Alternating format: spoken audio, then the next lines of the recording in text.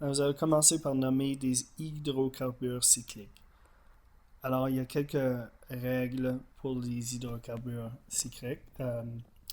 Si le cycle est la partie la plus longue, ok, le cycle devient la racine.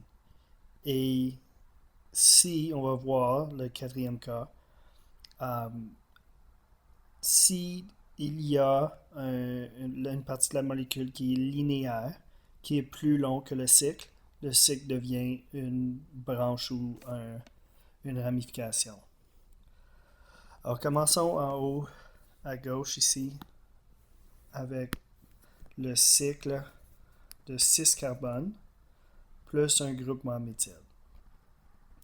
Alors par défaut, nous allons commencer à compter là où est le groupement. Et on peut compter dans les deux directions, il n'y a pas d'importance dans ce cas-ci.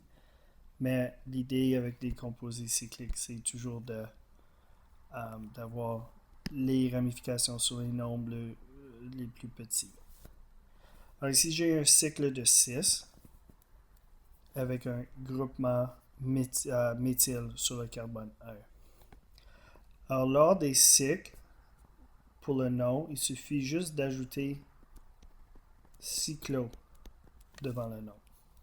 Alors ici, c'est un cycle de 6, alors c'est cyclohexane. Hexane parce qu'il y a seulement des liaisons simples. Et on n'oublie pas notre méthyle, c'est 1 méthyle cyclohexane. Alors on passe au deuxième exemple. Là, on a une double liaison plus un groupement méthyle. En ce qui concerne la numérotation, il faut commencer la numérotation avec la double liaison. La double liaison prend la priorité dans ce cas-là. Alors, on commence ici. 1, 2, 3, 4, 5, 6. OK, on ne va pas dans l'autre direction. À cause, ça mettrait notre méthyle sur un numéro plus haut. Alors, encore une fois, c'est une cycle de 6. Alors, j'ai cyclo, hex. Et vu qu'il y a une double liaison,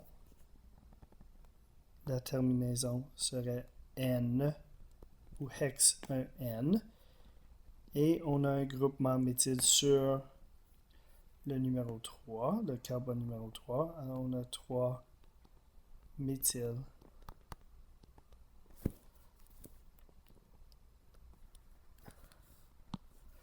3 méthyle cyclohex 1N.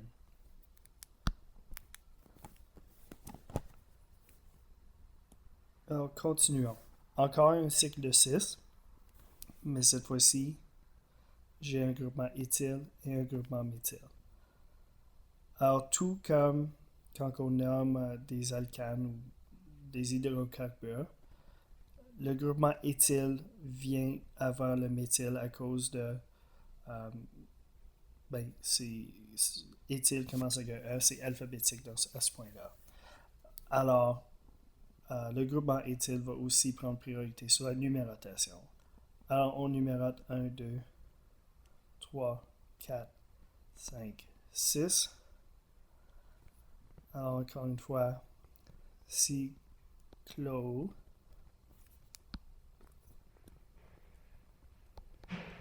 hex, et il y a juste des liaisons simples. Alors, cyclohexane. Et on a un groupement éthyle sur le carbone 1. Alors, 1 éthyle. Ensuite, 3 méthyle cyclohexane. Alors, dans tous ces trois cas, le cycle était la partie la plus longue. Et on peut pas compter à l'intérieur, on peut pas numéroter en entrant et en sortant d'un cycle. Alors, soit que le cycle est la racine ou non. Alors, pour le dernier exemple, on voit que c'est un cycle de 5. OK? Alors, cyclopentane. Mais, on voit ici que la partie linéaire de la molécule est plus longue. Il y a 7 carbones. Et le cycle est attaché au numéro 3. Alors, dans ce cas, on traite le cycle comme une ramification.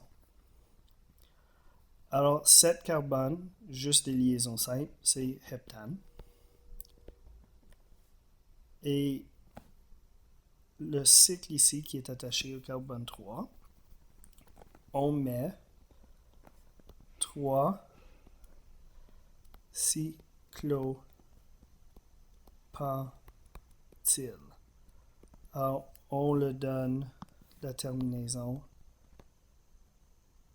d'une ramification et ça devient 3 cyclopentyl heptane.